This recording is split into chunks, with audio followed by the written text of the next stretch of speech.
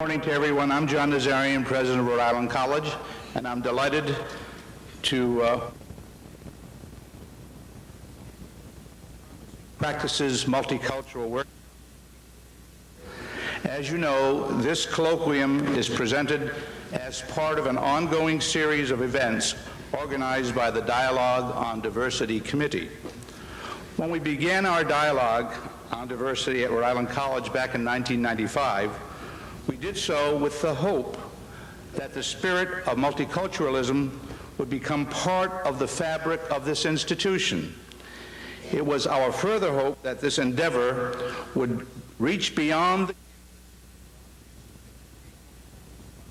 in the larger community that the college serves. I can say without hesitation that these goals have been achieved, as is evidenced by the impressive program that has been developed for today. Moreover, I have seen the college's commitment to diversity become self-sustaining as it continues to deepen and to expand. Last night I hosted a reception at the President's House to welcome 50 members of the college community as official members of the Dialogue on Diversity Committee. These 50 individuals represent every academic department as well as many other offices across the campus. Their service demonstrates the importance that the college places on its commitment to the exploration of issues on diversity. We are especially indebted to the three co-chairs of the committee, Roger Simons of the Department of Mathematics and Computer Science, Daniel Scott of the English Department, and Carol Shelton from the Nursing Department. I also want to thank and congratulate the co-chairs of today's conference, Mark Mott from the Department of Anthropology and Geography, and Elizabeth Rowell from the Department of Elementary Education. Let me express my appreciation to today's presenters, which include individuals from the college as well as from the larger community, and to the many students, faculty, and staff who together have worked so hard to organize today's event. Finally, I want to offer special thanks to Deanna Lam, Superintendent of Schools in Providence, for agreeing to serve as our keynote speaker. Superintendent Lam represents a school system that is far more racially and ethnically diverse than any other in the state. The diversity of Providence is reflective of the larger world in which we live and work. Technology has truly enabled us to become global citizens, yet the speed at which this change has occurred often challenges us to rethink many of our traditional beliefs. The topics of today's workshops deal with many of these issues and offer opportunities to explore new strategies for understanding and promoting diversity in the classroom. As vast as our global society may seem, there are many who feel that we are really closer than we may be immediately apparent.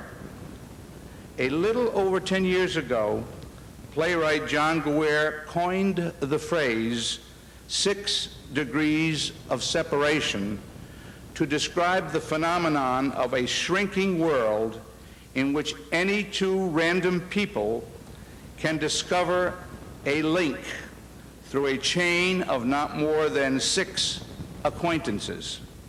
Of course, with Rhode Island's reputation, I don't think we need to go 6. It's an interesting idea. It suggests that even in this vast world, we are all much closer than we may think.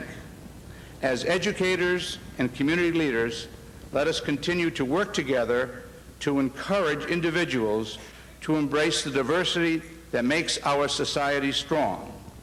By so doing, we help to shape a better world and a future of opportunity for everyone. Before I sign off, my condition for bringing greetings this morning was that I will have an opportunity to remind you that Tuesday is Election Day, and it's important for everyone to go out, that is if you're registered, go out and vote. And in particular, we would appreciate your support on referendum number 4, Vote Yes on 4, which is a referendum that is for higher education, and it provides funds for the University of Rhode Island, a Newport County campus for the Community College of Rhode Island, and also for rehabilitation of some of the residence halls here on campus. So we would very much appreciate your support on that day. Vote often. That means at least once. I thank you once again for your participation in today's workshops and media fair, and I'm sure that you will find today's conference to be both thought-provoking and uplifting. Now it's my pleasure to introduce to you a senior member of the faculty here, one of the co-chairs of the Dialogue on Diversity Committee, who has been very, very active and very, very helpful in making this program a success. I'd like to present Dr. Carol Shelton.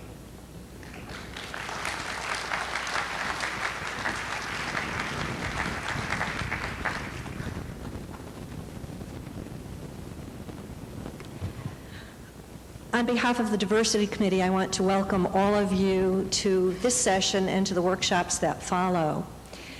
Just a brief few words about the Diversity Committee. 2 years ago, we decided to try to bring together education majors and teachers in the community to explore strategies that might improve the instruction in the schools that the future teachers will be teaching in and where teachers teach now. And so this is our 3rd annual Promising Practices workshop. We, in fact, are quite overwhelmed by the numbers of you who are here. And let me apologize for the long lines that you met over in Donovan. And just a reminder for those of you who have not signed up for a specific workshop that you ought to do that during the half hour that you will have before the workshops following this session. The Diversity Committee has been involved and engaged in a lively discussion over these past 5 years at Rhode Island College. And we are extraordinarily grateful to the administration of the college for encouraging this lively debate. We here at the college have been enriched greatly by the increasing diversity of the students that we have, by the increasing diversity of our faculty. As Dr. Nazarian has said, we embrace that diversity. We have become a better college as a result of it. And we hope that today, as a result of the workshops and the lively discussions I'm sure that will ensue, that you will all be equally stimulated by these discussions and will be able to use the strategies that you learn of in the environments where you teach and also where you learn. Without any more words from me, I would like to introduce one of the co-chairs of this event, Dr. Mark Mott, who will introduce Dr. Lamb. Thank you.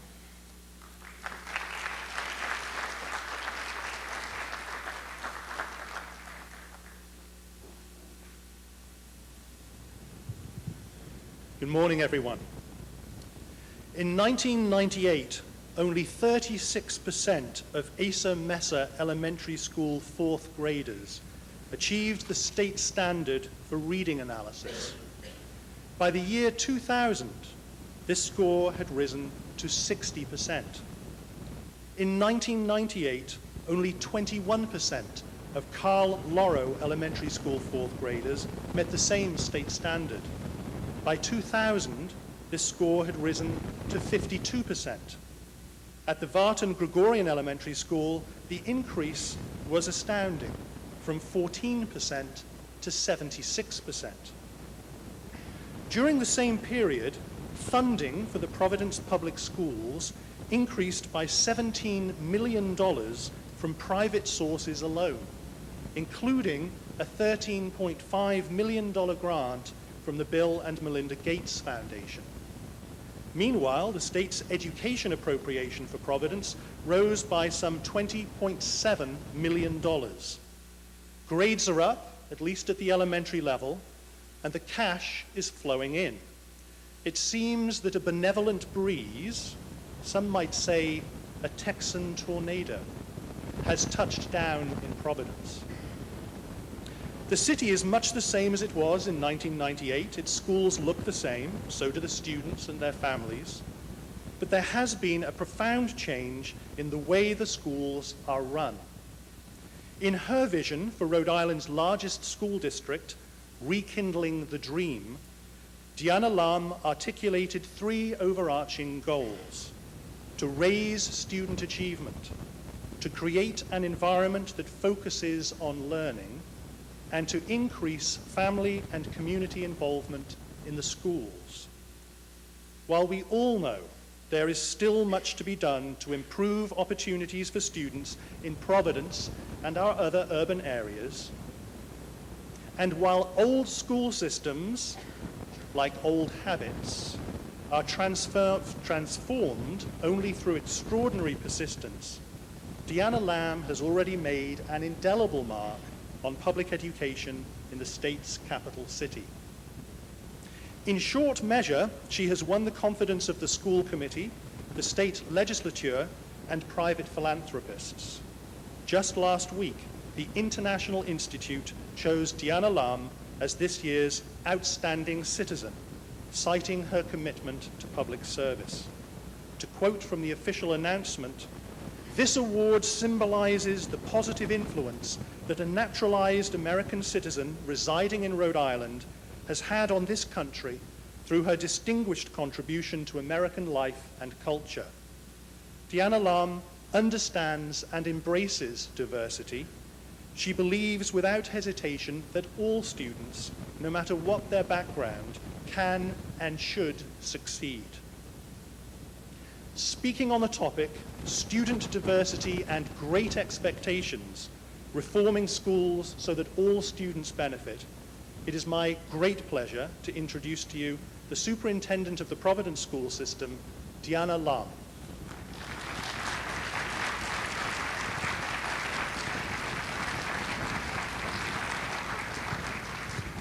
Good morning. I'm actually not from Texas, just lived there for a few years. Actually, the place where I have lived the longest is Boston, more than even in my native Peru. So it's good to be back here in the East Coast. Just as a little story to add to the Gates Foundation grant, Nancy Owen, the principal of Fords Elementary School, writes me an email just a few days ago and said, "Well, I received a little thank you card from the Bill and Melinda Gates Foundation because they were the school that hosted the press conference where they announced the grants." And she said, "I also got a $10,000 token of their appreciation check." So that was wonderful, and it's actually well-deserved. You did not mention Fords specifically, but Fords will be one of those schools where tremendous progress has been made in the last few years. Well, I'm delighted to be here this morning, and so I thank the people who are responsible for the invitation. I want to thank the Dialogue on Diversity Committee and Elizabeth Rowell and Mark Mott. Now I think I know how to pronounce your name, from Rhode Island College. And it's always a welcome feeling to be among like-minded friends.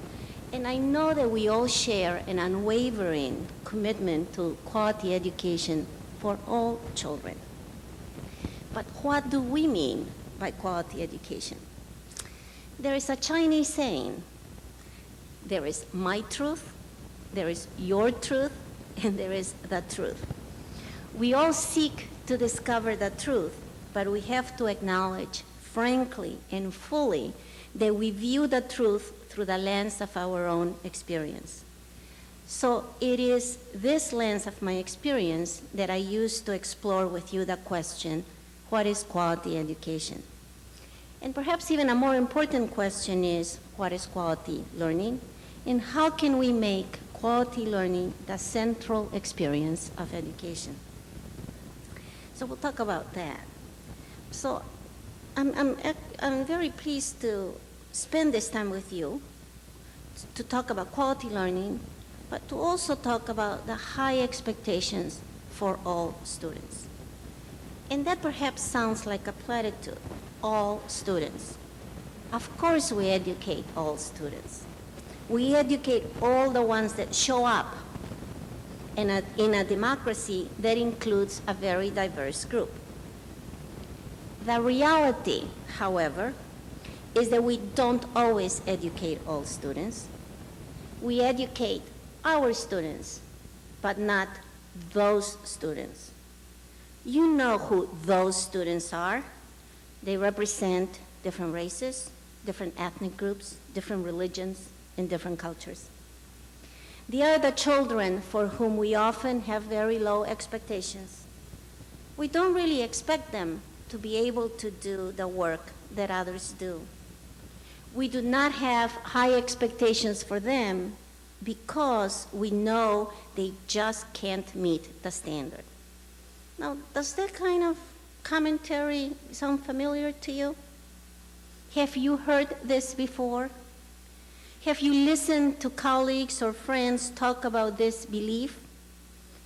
This is insidious and immoral. How can we discount an entire group of students on the basis of race, creed, or ethnicity? Here in Providence, our district is as diverse as the colors and shades of the leaves on an autumn tree. We have over 26,000 students in our district. 50% of them are Latino, 23% are African American, 18% white, almost 10% Southeast Asian, and less than 1% Native American. They live in houses, large and small, and come from families that are both native to Rhode Island and native to countries as far away as Senegal, Cambodia, and the Dominican Republic. Our children are diverse in their learning as well. Over 4,000 of our students receive a variety of special education services. These range from speech therapy or physical therapy to resource assistance or inclusion and onto self-contained sheltered classrooms with individual aides to help them with personal care. Over 5,700 of our students receive special language services.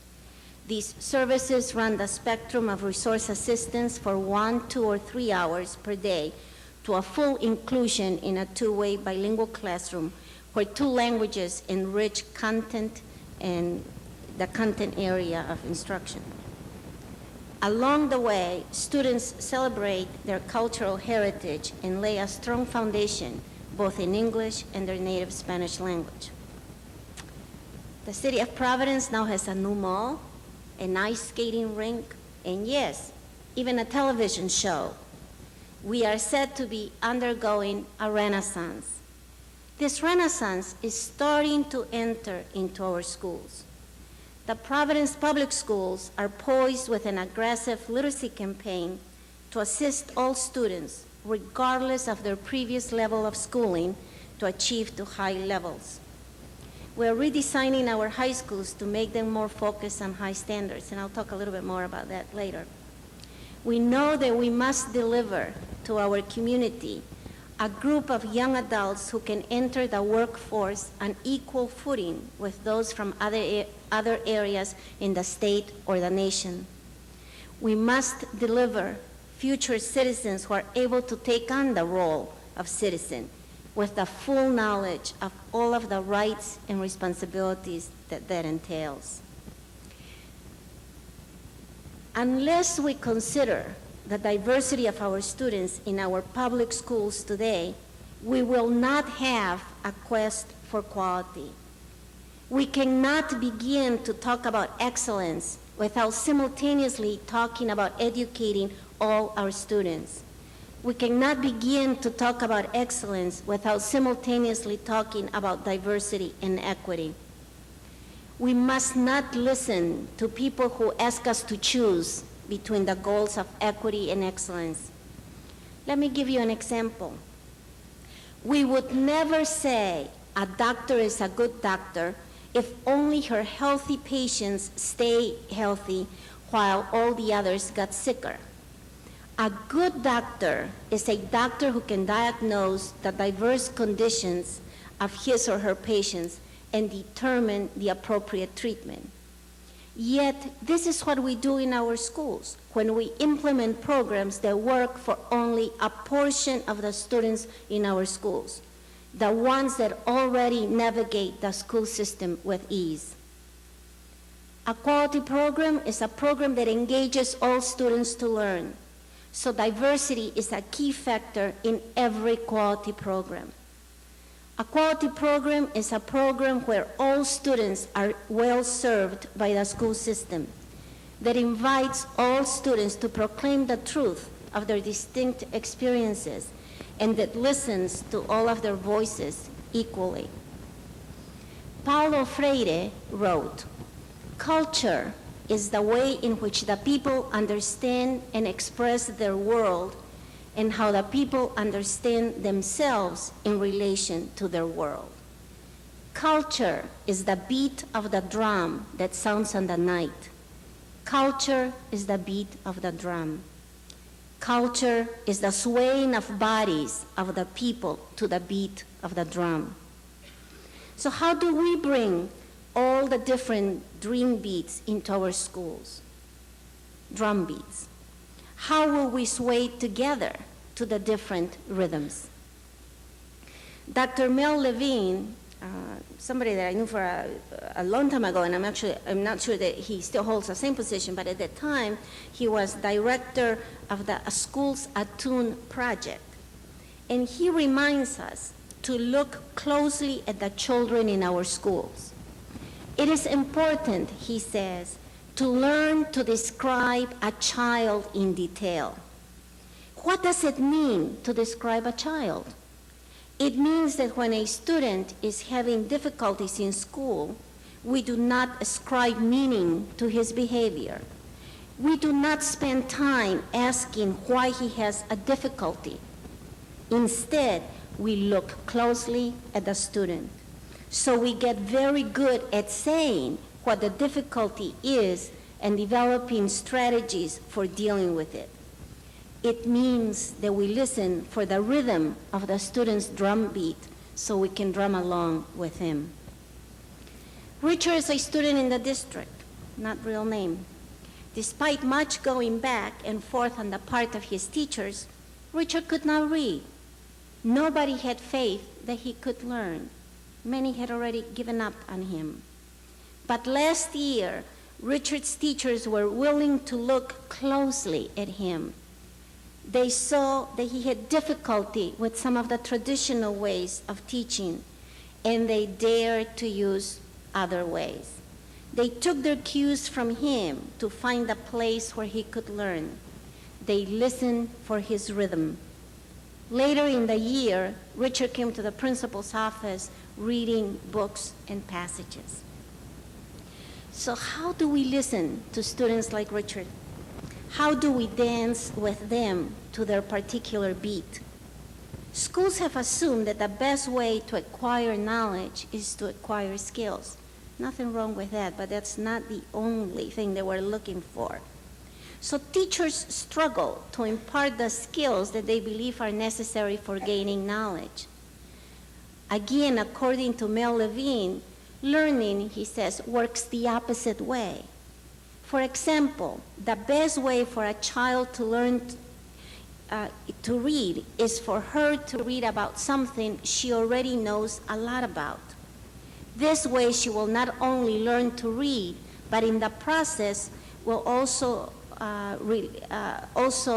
will learn how to think critically. What better way to enhance a child's skill than to utilize his or her own strengths?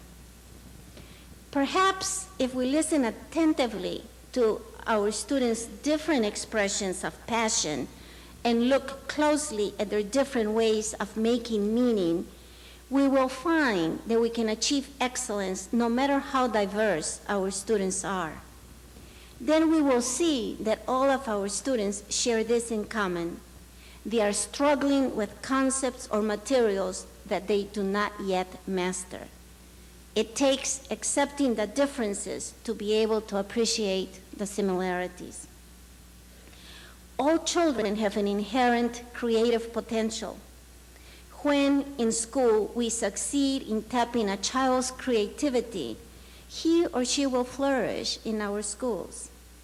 It is our responsibility as educators to expand and develop the potential of the children that we teach by shaping an environment that explicitly values each person's perspective.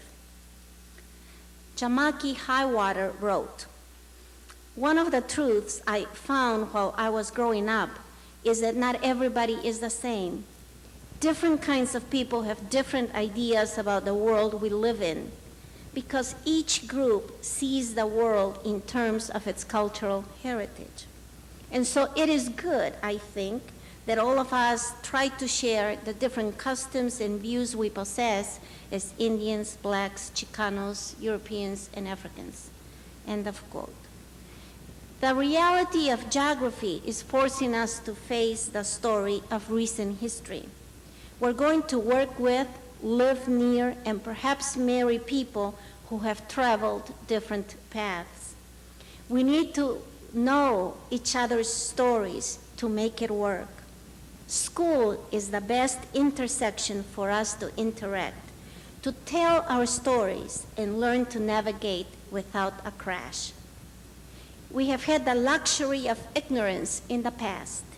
We didn't need to know about others. Now that's a myth.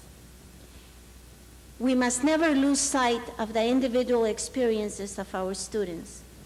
Rather than see the multiplicity of our children's experiences as an inconvenience, we can celebrate diversity and culture by building upon the strengths that each child brings to the school. Mark mentioned our plan, Rekindling the Dream, and everything that we have included there actually has to deal with excellence and diversity, excellence and equity together. In a school district that's predominantly minority, anything that you do really aims to help these populations. So I wanted to go a little bit through the Rekindling the Dream document and specifically just talk about some of the strategies that are more instructional in nature. Although if anybody else has questions on the other strategies, I guess we're going to have an opportunity to ask and answer questions. 3 major goals, the achievement goal, the building capacity, and the public engagement. And these goals are lofty indeed. How can one not agree with them? How can one not support them? But the real measure of these goals, however, is how will they be implemented and implemented for all of our children. And that's how we're going to measure ourselves by. To support these 3 goals, we have identified 10 strategies that will guide us and they will help us achieve our goals. We don't just have a plan, one that sits somewhere on your desk or in a filing cabinet, but we live and breathe the plan. I mean, I refer to it often. I referred to it as early as this morning. I was preparing for another presentation I'm making in New York later on today. But strategy number 1 in the plan says that we need to set high standards and expectations for all students. That we must make sure that all of our work, our instructional materials, our textbooks, our training, be focused on these high standards, and that we believe that all children can learn. that's a strategy. The good news is that I'm seeing quite a bit of evidence in our classrooms that we are shifting our set of beliefs around intelligence and around expectations to kind of match this strategy. The bad news is that it's still not all over the district. Let me talk a little bit about the notion of intelligence. For a very long time, even now, there are a lot of learning that are derived from the work of Lauren Resnick, who's one of the most renowned cognitive psychologists in the world. So if we do believe that intelligence can be created, then, that obviously will get us closer to expecting all students to achieve at high levels. What her research says, for example, I'll just give one example, is that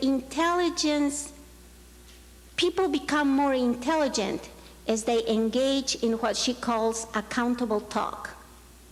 Accountable talk is really an interaction between student and teacher or among students that fosters logical and critical thinking, that we don't just accept a comment without some evidence going back to the text. How did you get there? And it's in that kind of discussion and conversation about anything and everything that we really are socializing intelligence. So again, if we really believe that, then I think we have the strongest framework that I have ever found to really transform an urban school district into a successful district. We have started by working with our principals. Now we're working with leadership teams in each school, and there are certain protocols around these principles of learning. And so it's not just words, but we actually have the tools to go into classrooms, into schools, and to figure out how much are we implementing the set of beliefs that are encapsulated in these principles of learning. Strategy number 2 says that there will be a focus on literacy and writing at all grade levels and across all disciplines. We want every child to read at grade level. That's what you would want for your own child, grandchild, little niece, favorite nephew. That's what we want for every student here in Providence. And it's a non-negotiable. We want every teacher from kindergarten through grade 12 to get involved. The situation has changed. You can no longer just afford to be the biology teacher. If your student cannot read that very thick biology text, believe me, you're not going to be teaching much biology. So we need to change our orientation as to how we want to deal with literacy, especially at the secondary level. Of course, if we start doing, being more successful at the elementary level, the high school teachers are going to find it easier, but that's not going to happen until a few years from now as the students go through the system. We have run summer schools and extended day programs that are aimed at creating that infrastructure of student support. We know that many of our students need additional help. Last summer, for example, we did run a 5-week reading program, and it was quite successful. We would need to do more of this, but I do want to be clear that I don't want the after school or the Saturday to absolve us of what we do during the regular school day. You know, every hour, every minute of the school day has to be meaningful and has to be well used by both teachers and students. Strategy number 3 requires the creation of an accountability system for all levels, and we need to make informed decisions. Sometimes when we use the word accountability, we get a little anxious right away. And there is a major debate in the field of education right now in terms of the use of accountability systems to figure out where we are going. In Rhode Island, since we do not have any kind of high-stakes testing, that debate perhaps has not been as heated as in other areas like Texas and now I guess our neighbor, Massachusetts. And we will be looking at them and see how they deal with it. But I do believe in an accountability system that is able to provide us with the information of whether we're doing a good job or not. I mean, I think we deserve to know how much our students have progressed. I think the community deserves to know how well our students are doing. And there's nothing wrong with that. But that does require a change of culture, a change of orientation within the school district. I don't know if there are any high school teachers from Providence here right now. Are there any? No, just retired teacher here only. But and this goes actually to another strategy, so I'm going to link them together. Recently, one of our strategies is to redesign all of our secondary schools, and the high schools have been engaged in a very inclusive planning process around redesigning their high schools. And they have redesign teams, they're representative of all the constituents, so on and so forth. Well, one of the first things they needed to do as part of their planning was doing a taking stock kind of exercise, where they really looked at every bit of data that was available to them. We have 6 high schools, and then they were supposed to report this out to the community, the findings. They were really distressed about it and very anxious. They didn't feel that they were yet ready to share that kind of data. Obviously, it was not favorable data. And so we need to continue to be supportive of our professionals in our schools to allow them to be honest and truthful and self-analytical without fear of, I don't know what, I guess, what would be the ultimate fear, Carol? Would it be closing the school? I mean, I don't know. Yeah. And so we had at least 2 high schools that I thought did an excellent job in looking at their data very dispassionately and almost just putting it there with no excuses and presenting an analysis that hopefully then will help them plan. In doing data, and this is where we actually kind of crisscross with the whole diversity piece, we always want to desegregate our data, because otherwise data can be very misleading. That's what we did in Texas. We desegregated our data by race and class. And then a few years after, we started desegregating data by English language learner and by special education too. All the populations are part of the accountability system. The other strategy that it's very important is that if we are all now demanding more of every single student, it's completely unrealistic to believe that just because we wish it, or just because we are starting the change process in terms of how we deal with our students, that all of our students are going to achieve the standard. So simultaneously, as we're doing all this work, we need to be very proactive in developing an infrastructure for student support. And by that I mean, what are going to be the support systems for our students when they cannot immediately, be on track to achieving high standards? And they could take a variety of ways. It could be the schools decide to structure, for example, the 9th graders in a high school in a different way. It could mean an algebra clinic that you want to do,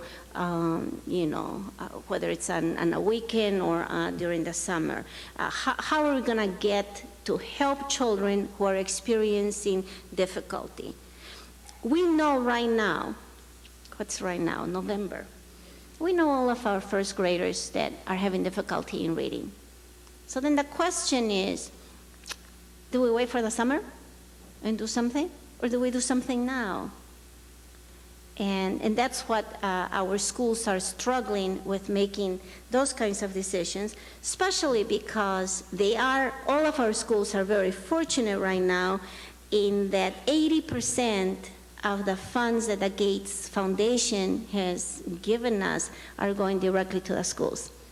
So they have at least some funding at the school level to be very creative and very persuasive about the kind of support infrastructure they want to create for students. I think I'm going two more strategies. The others really don't deal as much with instruction. The development of capacity within the organization. Usually, school districts spend less than 1% of the general budget on professional development.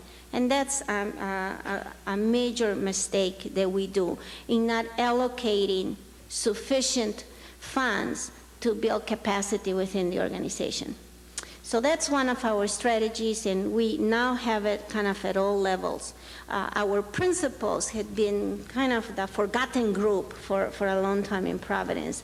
But as I was being demanding of them to kind of transform the roles or change roles from being managers to instructional leaders, obviously we needed to offer the support to go through that kind of transformation. Once the principals did it, then the assistant principals said, well, what about us? And rightly so. So now we also have a cohort of assistant principals going through the training. We have leadership teams of the literacy coaches and our teachers going through the training. And in the past 2 weeks, I have been meeting with different community agencies, and invariably one request that they have made of us is if we could open our training on how we want to transform the school district to them too. I was meeting with Southeast Asian Advisory Council just a couple days ago, and I see Mr. Poo is here somewhere. But one of the members of the council said to me, can I attend the training? She works for a social service agency, so she said, then I get a lot of questions, so that way I would be able to respond better. And I thought that was a wonderful idea. The Head Start people have said, can our teachers attend your literacy training so that there can be that alignment even with preschool programs? I met with a Rhode Island Crusade for Children who also said, well, shouldn't we just be collaborating here? So I think that we really have something going. We have good momentum in terms of our strategy was to build capacity within the organization, but it seems that we need to expand that to build capacity not only within the organization, but also within the community, to understand the work that we're doing in our schools so they can support it. And the last strategy that I want to bring to your attention is the one of learning walks. We're calling them learning walks now. You may have heard them last year as walkthroughs. I don't know, there was some copyright issue, so they're learning walks now. Actually, it's a nicer name, I think. So, and what we do is we do structured walks of every one of our schools. Different people do them. The principals are also supposed to do them. There is, a protocol about how you do that. Again, just that is a change of culture and orientation within the organization. Teaching for a very long time has been an isolated job. It has not been public. Teaching has not been public at all. It has been private. You close your door, you do something. Sometimes it's very good, and sometimes it isn't, but we don't really know. So just creating the right climate for acceptance of walking through classrooms without certainly being distracting has been, I believe, a major accomplishment. I'm happy to report that we have done learning walks in every school. We continue to do them now. The principals have to submit at least on a monthly basis a feedback letter that they write to the staff. That's part of the protocol. And that's just making sure that what we are saying we believe in, that we really see it right at the classroom level, because otherwise it's just rhetoric. And that's the greatest risk that we take, is that our words don't really match what's happening in classrooms. We want to make sure that there's that kind of alignment between the rhetoric and real action. And of course, then we also want to see the increased student achievement. We have much to learn from each other. And as Freire reminds us, we each may have different drum beats, but we can still share in the dance. Our children yearn to be part of our dance, so let us make our learning circles ones deserving of their lifelong attention. Thank you.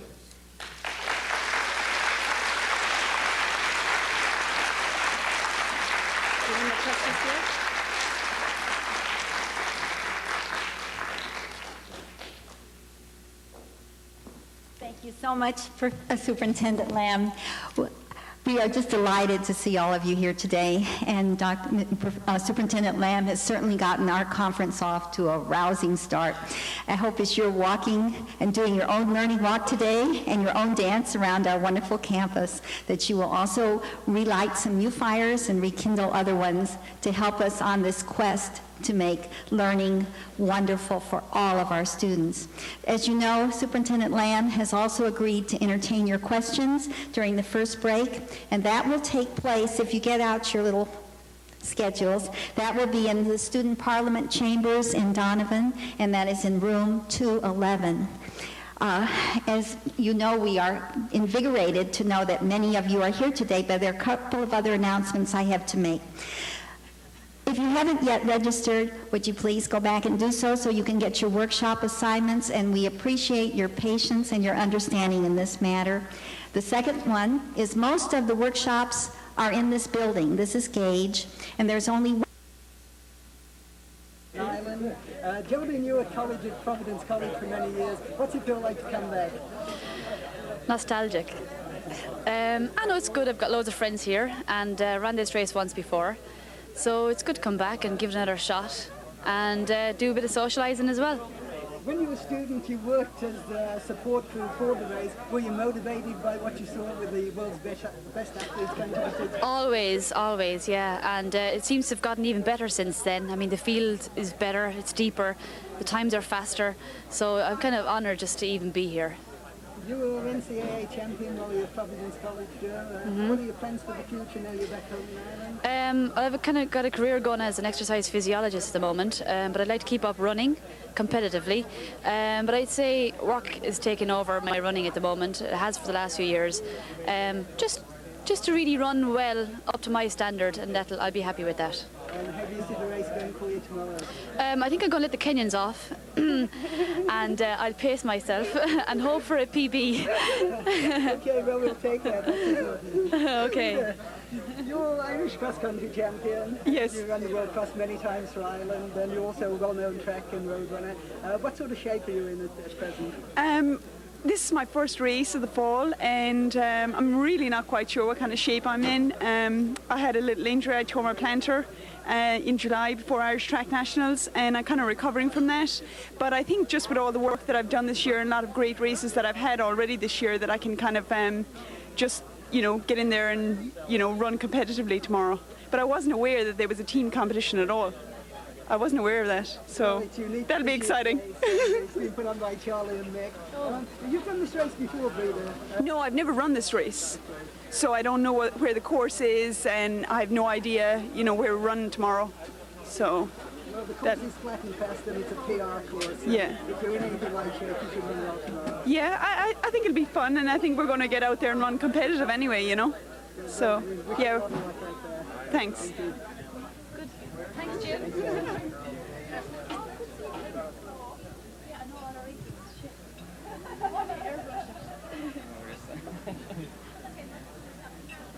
Can you come a bit closer, maybe? Guys? Yeah. And come this way a little bit. And you come back. Where do you want to start? Just brief. Okay. Shall I introduce them as the Irish team? We'll just have them say their names. Just say my... You rolling? Yeah. Just so we know your name. Killian Lonergan. Seamus Power. Neville Davey. Killian, you're here for a rather specific reason. You're here to race the field, but you're also here to try and make the Ivy League team for the Ekiden That's League. right, yep. And I believe there's 24 plus people here in the same position. I think there's about 25 coming in from all over the States to try and make this. It's an alumni team that goes every year to a Japanese Ekiden relay in October. So this is our selection race, the trial race we have every year. Have you run this race before? I've never run the downtown 5K now. I've been watching the results for a few years and I've always wanted to come down with a very, very fast course, so hopefully I'll run all right. I ran it today with the boys in a few Kenyans, so that's pretty as close I'll get to them. And you think it's a PR course? For the road, probably, yeah. Yeah, I don't think I'll be hitting that fast a time on the, my track time, but I think it's one of the fastest road races I've seen around, all right. And if you make the team for Japan, when does the event take place? The race is on October 10th and the team leaves October 2nd. The 10th of October is a very special day in Japan. It's the day the Tokyo Olympics started, so they have this race the 10th of October every year. So that's why they head over then. Thanks very much. Thank you. Okay. Seamus, you're Irish cross-country champion. You've run the World Cross many times. We don't see you too often over here on the roads. Is this your debut in this race? Yeah, this is my debut. It's about 5 years since I was in America. It's a long way to come for a road race, so so I'm just picking that one out now and again. Well, you're staying with the race director. He must be giving you a few tips on what to do tomorrow. The course is flat and fast, and we feel you can run fast and PR on it. Yeah, I'll be hoping to run fast. It's a stacked field. It's going to be very fast up front, and it's top Keenans are there, so I'll be hoping to tuck in behind them and run a good race and So you go home happy. For the pace early on. Well, I won't go up front, but I'll go pretty close to it. And what is your PR for 5K? 13:40. And do you feel you're in that sort of shape right now? Maybe we might pull it off. I don't know. It's hard to know. I haven't ran a competitive race in a couple of months, so I've been running some low-key road races back home just to get back into things. I went through a bad spell, but I'm back again. Okay, well, we hope you have a good race Thank out there you. tomorrow. Neville, you're a graduate of Brown University, so you're no stranger to Rhode Island and Providence. And I believe you've also worked the course as a volunteer in past years. Yeah, I've been watching the race for the past 4 years. All the Brown guys have been working the finish in that. So. Yeah, and were you motivated by some of the races you saw? I've seen 4 fast races. Yeah, so it should be good for a PR tomorrow. And you're trying to make the team for the I'm in the same situation as Killian, really. Basically, there's 25 guys and top 5 guys for us make the team. You also have a 4-minute mile in Neville, and you're hoping that speed translates into a good time on the road tomorrow. Hopefully, if it comes down to close finish, hopefully it'll help. And what are your plans for next year? The Olympics are coming up in Sydney. Are you hoping to make the Irish team 1600? It's that's basically my the basic plan is try and get the A standard in the 1500. So I'll just have to wait and see how it goes, really. And you're going to be based in Rhode Island? I am. I'm going to be based in Rhode Island. Yeah. So looking forward to tomorrow. Thank you. Thanks, guys.